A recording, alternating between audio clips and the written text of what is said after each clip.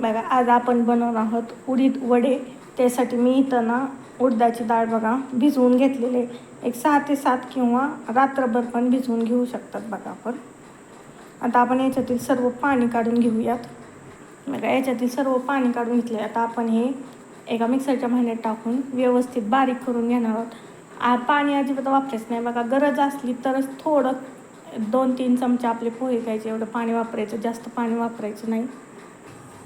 बघा मी एकदम बारीक असं हे पीठ बारीक करून घेतले बघा आपली डाळ. आता याच्यामध्ये काय करायचं, गरा टाकून घ्यायचं बघा. गऱ्यामुळं काय होतं, क्रिस्पीपणा पण खूप छान येतो आणि जो पाण्याचा अंश जो राहिलेला असतो ना तो पण कमी होतो. तर आपण हे पीठ ना एकदम एक 5 मिनटं बघा असं छान असं फेटून घेऊयात. बघा 5 मिनटं आपण फेटलेलं आहे व्यवस्थित. आता काय करायचं, एक 15 मिनटांसाठी बघा असंच आपल्याला ठेवून द्यायचे झाकून.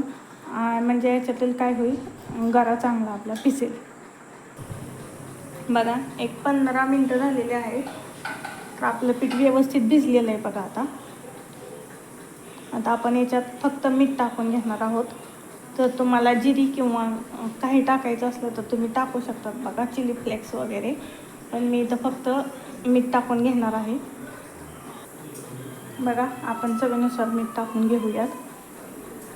तुमच्याकडे जर वेळ असेल तर बघा गरा टाकून तुम्ही 1-1.5 तास तरी हे ठेवू शकतात मिश्रण. त्याच्यामुळं काय होतं, खूप छान बघा भिजलं जातं आणखीन. आता सगळं व्यवस्थित मिक्स करून घेऊयात. बघा मी मीठ टाकून आणखीन एक 5 मिनटं बघा चांगलं मिक्स करून घेतलेलं आहे, हलवून हे बॅटर. बघा मी इथं तेल गरम करून घेतलेलं आहे. आता काय करायचं, अगोदर या हाताला बघा थोडंसं पाणी लावून घ्यायचं आणि याच्यातील थोडं पीठ बघा घ्यायचं, असं व्यवस्थित असं गोल करायचं आणि याला मधून असं वेच पाडायचं बघा.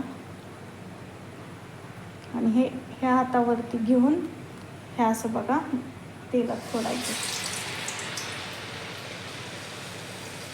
एकदा जरी हाताला पाणी लावलं ना तरी हे पीठ ना हाताला चिकटत नाही आहे. किंवा असे भरभर वडे करून घ्यायचे व्यवस्थित.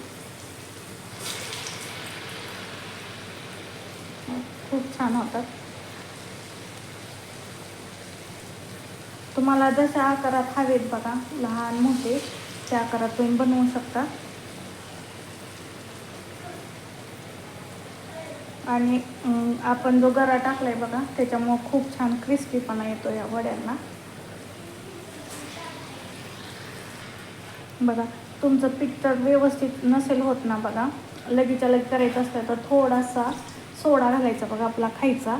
त्याच्यामुळं पीठ काय होतं, लगेचच फुगलं जातं. पण मी इथं पीठ जास्त वेळ भिजवलेलं होतं त्याच्यामुळं बघा कसले छान आपले वडे तयार होतात. आपण न हलवताच बघा वरती आपले वडे आलेले आहेत आणि खूप छान असा गोल्डन कलर आलेला आहे.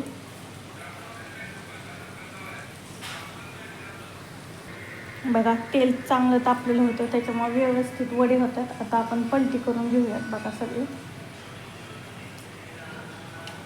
तेल चांगलं तापवून घ्यायचं, याच्यामुळं काय होतं, वडे जास्त तेल पण पित नाहीत आणि छान कुरकुरीत पण होतात.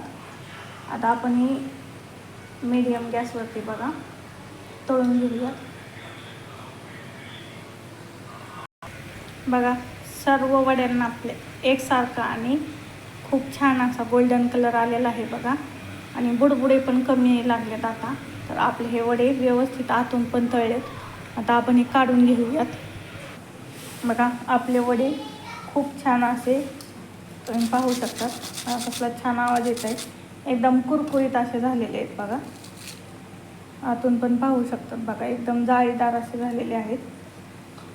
चला तर मग वडे पण खायला या आणि आपल्या चॅनल नक्की सबस्क्राईब पण करा. सांबार बरोबर आणि चटणी बरोबर खूप छान लागतात बघा. तुम्ही एकदा नक्की ट्राय करा अशा पद्धतीने. चला तर मग धन्यवाद.